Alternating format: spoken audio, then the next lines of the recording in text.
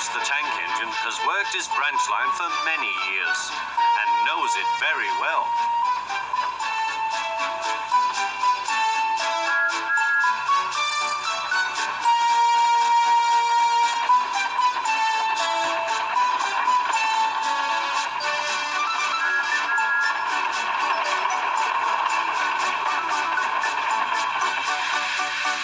You know just where to stop, Thomas, laughed his driver.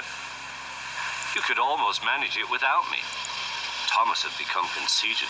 He didn't realize his driver was joking. Later, he boasted to the others. Driver says I don't need him now. Don't be so daft, snorted Percy. I'd never go without my driver, said Toby earnestly. I'd be frightened. Huh, boasted Thomas. I'm not scared. You'd never dare. I would then. You'll see. The next morning, the firelighter came. Thomas drowsed comfortably as the warmth spread through his boiler. Percy and Toby were still asleep. Thomas suddenly remembered. Silly stick in the muds, he chuckled. I'll show them. Driver said I could manage without him. I'll just go out. Then I'll stop and wheesh. That'll make them jump. Thomas thought he was being clever. Really, he was only moving because a careless cleaner had meddled with his controls. He soon found his mistake. He tried to whee, but he couldn't. He tried to stop, but he couldn't. He just kept rolling along. He didn't dare look at what was coming next. There was the station master's house. The station master was about to have breakfast. Horrors! Cried Thomas and shut his eyes. The house rocked. Broken glass tinkled. Plaster was everywhere. Thomas had collected a bush on his travels. He peered into the room through its leaves. He couldn't speak. The station master was furious. His wife picked up her plate. You miserable engine, she scolded. Just look what you've done to our breakfast. Now I shall have to cook some more. She banged the door. More plaster fell. This time it fell on Thomas. Thomas felt depressed.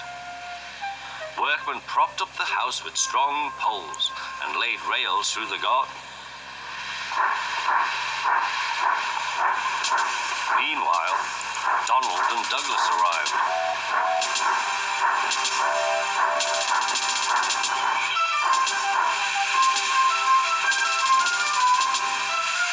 Don't fash yourself, Thomas. We'll soon have you back on the rails, they laughed.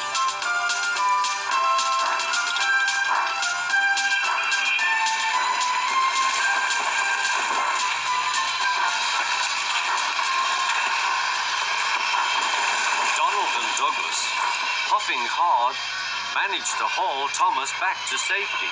Bits of fencing, the bush, and a broken window frame festooned his front, which was badly twisted.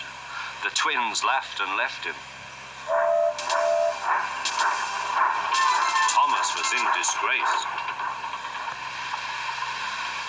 There was worse to come. You are a very naughty engine. I know, sir. I'm sorry, sir. Thomas's voice was muffled behind his bush. You must go to the works and have your front mended. It will be a long job. Yes, sir.